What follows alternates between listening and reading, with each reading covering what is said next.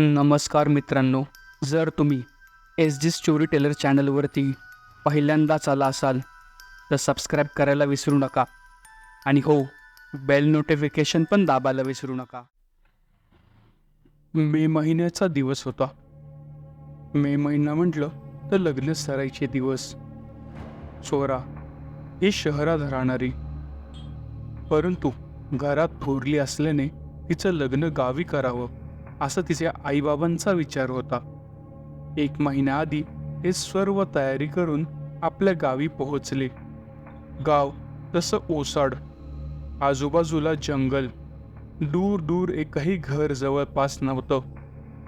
तो वाडा रात्रीच्या वेळेस अतिशय भीतीदायक वाटायचा, कारण वाडा अतिशय जीर्ण झाला होता. आजूबाजूला छोटी मोठी झाडे उगवली होती. भूताचा वाडा भासत होता. खूप वर्ष स्वरा आणि तिचं कुटुंब तिथे वास्तव्याला आले नव्हते. स्वरा आणि तिच्या कुटुंबाने वाड्याची पूर्ण स्वच्छता केली. आता लग्नाला 1 आठवडा बाकी होता. स्वराने शहरातून तिच्या मित्रमैत्रिणींना तिच्या गावी बोलवून घेतले होते. सर्व मित्रमैत्रिणींना पाहून स्वरा खूप खुश झाली होती. आता मित्रमैत्रिणींसोबत स्वरा जंगलात फिरायला जायचे होते. लग्नाला 5 दिवस बाकी राहिले होते. त्या रात्री अमावस्या होती. आईबाबांनी तर सक्त मनाई केली होती. ताकीद देऊन सुद्धा स्वरा तिच्या मित्रमैत्रिणींबरोबर रात्रीच्या वेळेस घराबाहेर पडली. आजूबाजूला प्रचंड काळोख, पानांची सळसळ, रडणारे कुत्री हे सर्व ऐकून आणि पाहून थोडीफार मनात भीती आली होती. अंधारात बॅटरीचा प्रकाश दाखवून, "अगं स्वरा, जरा तिकडे बघ, काहीतरी दिसतंय, कोणीतरी राहतंय वाटतं, जायचंय का आपण तिकडे?" असे कुतूहलाने स्वराची मैत्रीण लीना विचारते. "अगं नको, बाबांनी सक्त मनाई दिली आहे की बाहेर कुठेही जाऊ नका. आज अमावस्या आहे, आपण आता घरी जाऊया, खूप उशीर होईल आणि बाबांचा ओरडा पडेल सर्वांना," असे स्वरा लीनाला सांगते. "अगं किती घाबरतेस तू, मला नव्हतं वाटत एवढी धाडसी मुलगी डरपोक असेल," असे लीना चिडवत म्हणते. "आहो हॅलो, मी काही घाबरत वगैरे नाही, चला जाऊया मग," असे म्हणत सर्व त्या दिशेने दबक्या पावलांनी हळूहळू चालू लागतात. त्या प्रकाशाच्या जवळ येताच तिचे कोणी नसल्याचे ते बघतात, परंतु त्या पडक्या घरातून काहीतरी आवाज आल्याचे स्वराला जाणवते. ती दबक्या पावलांनी त्या पडक्या घराकडे सरसावते, तर मागून लीना स्वराला घाबरवते आणि हसत सुटते. स्वरा लीनाला ओरडत त्या घराच्या दारातूनच वाकून बघते. ते घर खूप वर्षापासून बंद असल्यासारखे दिसत होते. आजूबाजूला पोळ्यांचे जाळे झाले होते. तेही हाताने तोडत स्वरा त्या पडक्या घरात शिरण्याचा प्रयत्न करत होते, परंतु ते कोणीच नसल्याचं ती बघते. मग आवाज कोणाचा येत होता असा विचार करत ते सर्व वाड्याकडे जातात. घरात जाताच स्वराचे आई बाबा तिच्या समोर रागात उभे राहून बघत असतात. "बाबा सॉरी, इथे एक घर आहे पडके, इथे कोणीतरी राहत असल्याचं आम्ही पाहिलं आणि आम्ही तिथून कुतूहलाने बघायला गेलो, पण त्या घरात कोणीच नव्हते." खाली मान घालत स्वरा म्हणते, "तुला सांगितलं असताना तू तिथे गेलीच कशाला?" असे बाबा रागात म्हणतात व सर्वांना आपापल्या खोलीत जायला सांगतात. दुसऱ्या दिवशी स्वराचे बाबा तिच्या दंडात एक तावीज बांधतात. "बाबा, हे काय करत आहात? तुम्हाला माहीत आहे ना माझा भूतांवर विश्वास नाही, मला काहीही होणार नाही." स्वरा बोलते, "तुझं नसलं तरी आमचं आहे. हे तू तावीज गप्प घाल आणि कोणत्याही परिस्थितीत काढून ठेवू नकोस," अशी ताकीद देऊन बाबा स्वराला सांगतात. आता लग्नाला 3 दिवस बाकी असतात. मेहंदी संगीत करायचं असं स्वरा आणि तिच्या मित्रमैत्रिणींनी ठरवलं होतं. स्वरा आणि तिच्या मैत्रिणी खूप उत्सुक असतात. स्वराला मेहंदी लावण्यासाठी मुलगी येते. तिच्या हातावर मेहंदी लावताना मेहंदीतून रक्त वाहत असल्याचा भास स्वराला होतो. ती हात मागे घेते. "काय झालं? हात का मागे घेतलास? अगं मेहंदीत रक्त आहे, हे बघ ना." स्वराच्या मैत्रिणी तिची चेष्टा करतात आणि भास होतोय तुला असं म्हणतात. जिजाजीचं नाव पण लिहा स्वराच्या हातावर, असे स्वराच्या मैत्रिणी मस्करी करत स्वराला म्हणतात. मेहंदीचा कार्यक्रम आटपतो आणि आता रात्रीचे 12 वाजलेले. स्वरा आपल्या खोलीमध्ये लीनासोबत झोपलेली असते. अचानक तिला कोणीतरी दार ठोठावत आहे असा आवाज येतो.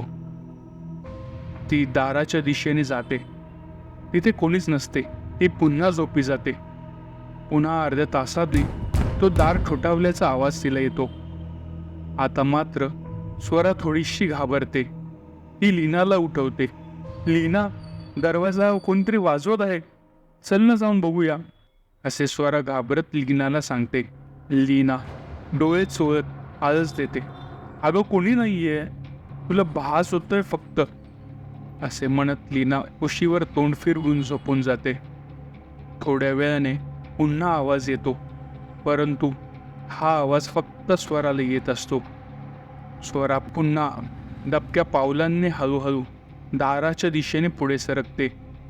परंतु ती पाहते तर दार सताड उघडे असते आणि खिडक्या सुद्धा जोरदार वाऱ्याने हलत असतात. विजा जोरात कडकडू लागतात आणि हे सगळं पाहून ती घाबरते. तिला त्या रात्री अतिशय भीतीदायक वाटत होते. आजूबाजूला पडलेले काळोख, रातकिड्यांचा आवाज, जोरदार वाहणारा वारा, पानांची सळसळ, हे सगळे पाहून ती लगबगीने दार बंद करायला जाते. दार बंद करून थरथरत खिडक्यांपाशी वळते. त्या खिडकीतून पूर्णतः जळालेले टोकदार नखे असलेले 2 हात अचानक सरपटत आतमध्ये येतात.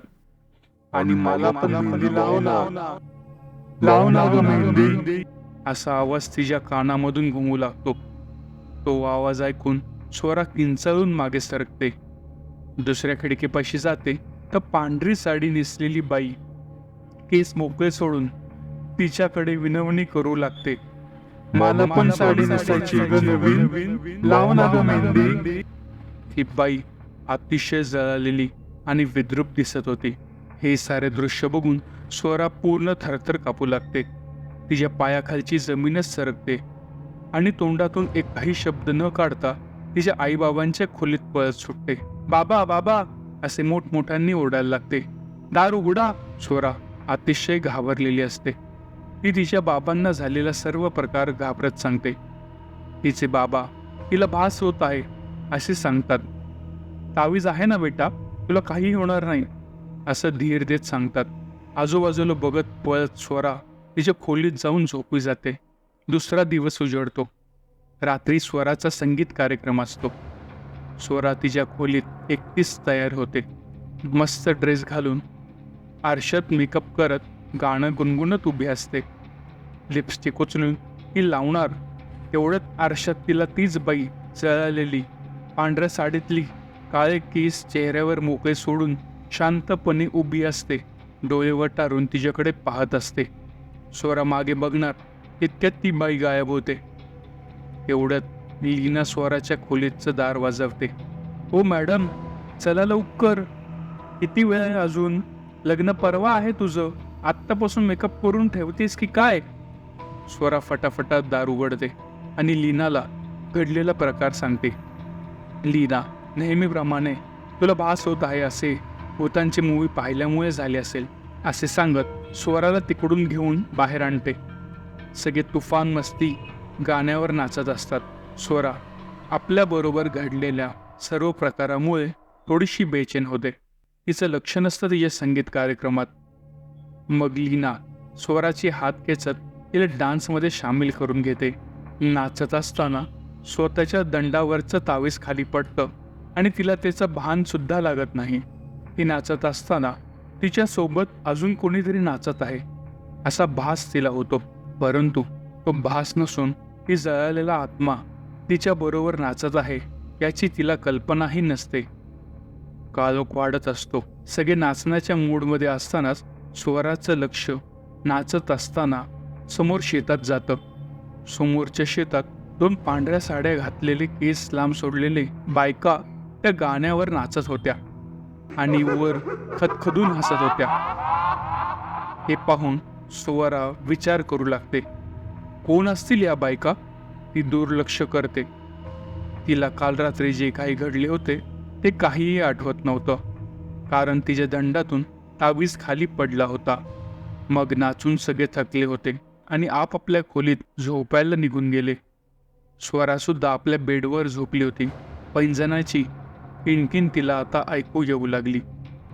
आजूबाजूला काळी सावली तिला दिसू लागली. छातीवर कोणीतरी चालत असल्यासारखं तिला जाणवत होतं. त्या कुत्र्यांचा रडण्याचा आवाज येत होता. अचानक तिला काहीतरी पडण्याचा आवाज आला. ती डचकून उठली. कोणीतरी आपल्याला बोलवत आहे असा आवाज तिला येऊ लागला. तिच्या कपाळावर घाम फुटू लागला. परंतु बाबा बोलत होते तसे आपल्याला भास होत आहे असा विचार करून ती झोपून गेली.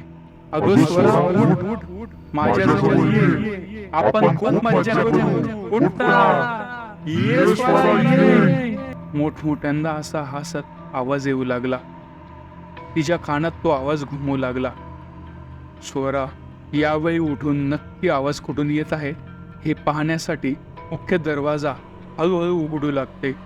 दारातूनच थरथरत परंतु धीट मनाने कोण आहे असे बोलू लागते. तेवढ्याच समोरून काळी मांजर तिच्यावर झडप घालून तिच्यावर हल्ला करण्याचा प्रयत्न करते. स्वरा थोडक्यात बचावते आणि जिथून आवाज येत आहे त्या दिशेने जाण्याचा प्रयत्न करते. तिच्या मोबाईलमध्ये टॉर्च लावून त्या आवाजाच्या दिशेने जात असते. कपाळावर घाम फुटला होता. जसजशी ती पडक्या घराकडे जात असते पिंपळाचे झाड येताच तिचे पाय जड वाटू लागतात. कोणी जरी आपल्याला रोखून धरत आहे असे वाटू लागते. ती आता प्रचंड घाबरली होती. कोणीतरी अचाट शक्ती आजूबाजूला आहे असा तिला भास होऊ लागला होता. परंतु तो भास नसून सत्यात आहे हे मात्र स्वराला समजले नव्हते. ती स्वतःहून खेचली जात होती त्या आवाजाच्या दिशेने. त्या पडक्या घरापाशी येताच मोठमोठ्याने हसण्याचा आवाज येऊ लागला. मी तुझं लग्न होऊन देणार नाही. त्या आवाजाने स्वराची कांठाळे बसतात. आवाज घुमत असताना आजूबाजूला सुसाट्याचा वारा वाहू लागतो. तेवढ्यात अचानक स्वराचा गळा कोणीतरी अचानक मागून दाबू लागते. वळून पाहते तर कोणीच नसते. ती स्वतःला सोडवण्याचा प्रयत्न करते आणि तिथून किंचाळत धावत सुटते. धावता धावता ती कोसळते आणि समोर पाहते तर काय, एक म्हातारा माणूस त्यात कंदील घेऊन उभा होता. तो म्हातारा दिसायला अतिशय थकलेला दिसत होता. काय ग, एवढ्या रात्री इथे काय करतेस पोरी? असा तो म्हातारा स्वराला विचारतो. मी इथे कशाला आली आहे मला कळालेच नाही. मला घरी जायचं आहे, नाहीतर मला त्या मारून टाकतील. असा स्वरा प्रचंड घाबरत आणि थरथरत बोलू लागते. तिच्या तोंडातून शब्द सुद्धा फुटत नव्हता. चल त्या वाड्यात सोडतो असे म्हणत तो म्हातारा तिच्या सोबत चालू लागतो. वाडाजवळ आल्यावर स्वराचा जीवात जीव येतो आणि ती त्या वृद्ध माणसाला आभारी आहे असे म्हणणार तितक्यात तो म्हातारा गायब होतो. तर मित्रांनो, हा होता आपल्या गोष्टीचा पहिला भाग. दुसरा भाग लवकरच. तर कशी वाटली मित्रांनो तुम्हाला ही गोष्ट? आवडल्यास लाईक, शेअर आणि हो, सबस्क्राईब करायला विसरू नका आपल्या चॅनलला. तर भेटूया पुढच्या अशाच गोष्टीसाठी, म्हणजेच भाग 2 साठी. Good bye.